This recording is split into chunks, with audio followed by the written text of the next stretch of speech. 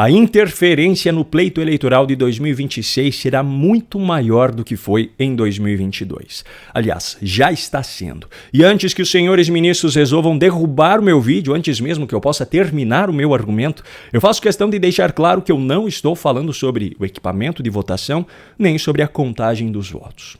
Bom, a essa altura do campeonato, você já deve estar sabendo que uma escola de samba do Rio de Janeiro, a Acadêmicos de Niterói, cujo presidente coincidentemente é um vereador do PT, dedicou toda a sua apresentação na noite desse último domingo para aquilo que foi tratado por eles como uma homenagem a Lula, mas que, na prática, representa uma campanha eleitoral antecipada de forma explícita.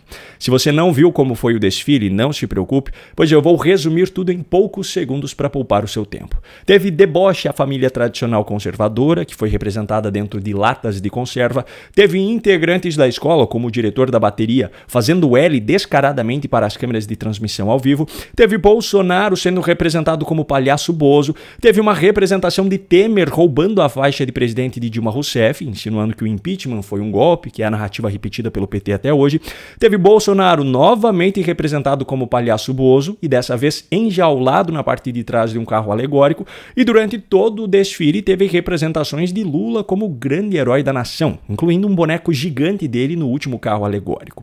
O samba enredo, que é a música cantada durante todo o desfile, tinha em seu refrão o tradicional olê, olê, olá, lulá, lulá, que é praticamente um mantra da esquerda brasileira.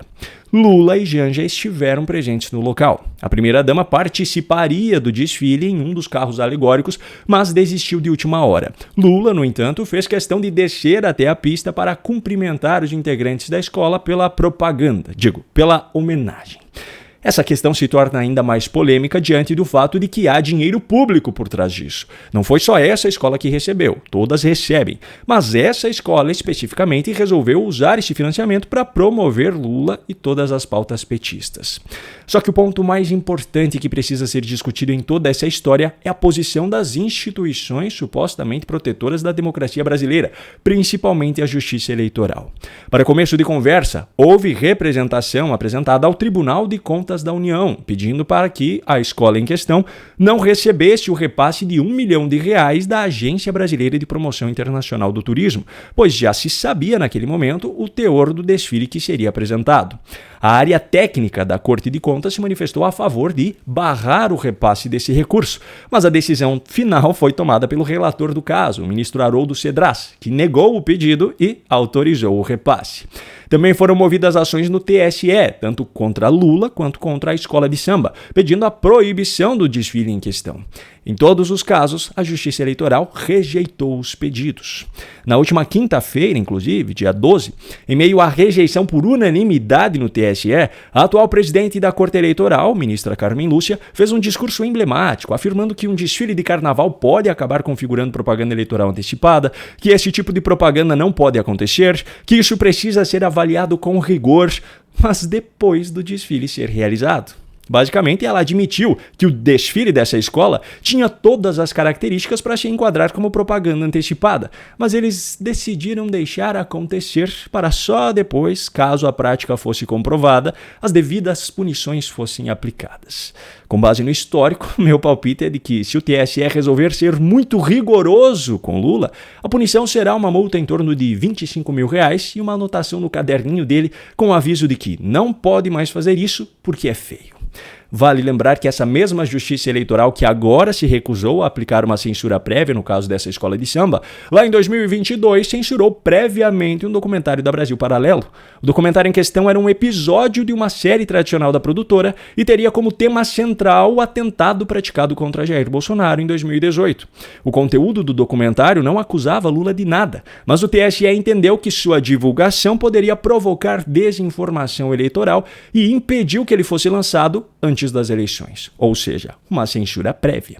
A disparidade no rigor do TSE é tão explícita que até mesmo um comentarista da Globo, aquela emissora cuja redação foi flagrada comemorando calorosamente a vitória de Lula em 2022, teve de reconhecer ao vivo que os pesos nessa balança são completamente diferentes. Veja só o que ele disse alguns dias atrás. Eu estava pensando aqui o seguinte, diante do fato que o professor lembrou de que o Tribunal Superior Eleitoral foi muito rigoroso com o ex-presidente Bolsonaro e tornou inelegível por causa da reunião com os embaixadores e pelo fato de que o tribunal será dirigido por 2 ministros que foram nomeados pelo Bolsonaro, a situação política fica muito mais grave, né?